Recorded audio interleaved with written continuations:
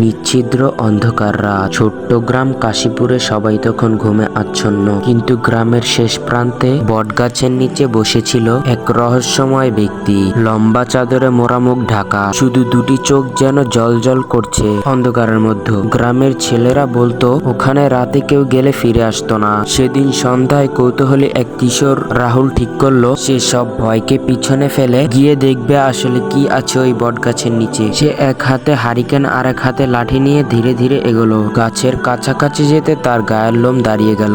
বাতাসে একটা চাপা গন্ধ, যেন ভেজা মাটির সঙ্গে কিছু পুরনো সময়ের গল্প মিশে আছে। হঠাৎ সে শুনতে পেল ফিসফিস শব্দ। কে আছিস? রাহুল থেমে গেল, বুক ধুকপুক করতে লাগলো। একটু সাহস সঞ্চয় করে সে বলল, আমি রাহুল। তুমি কে? অন্ধকার থেকে বেরিয়ে এলো সেই রহস্যময় ব্যক্তি। ধীর গলায় বলল, আমি অতীতের পাহারাদার। এই গাছের নিচে হাজার বছর ধরে লুকিয়ে আছে এক অমূল্য ধন, যা কেবল সত্যিকারের সাহসী কেউ খুঁজে পাবে। রাহুল অবাক হয়ে জিজ্ঞাসা করলো, ধন মানে কি? লোকটা একটু হেসে বলল, সত্যিকারের ধন হলো জ্ঞান, সাহস আর সততা। এগুলো ছাড়া মানুষ কখনো বড় হতে পারে না। তুমি সেটা খুঁজতে এসেছো কি? রাহুল মাথা নাড়ালো, বুঝতে পারলো আসল রহস্য।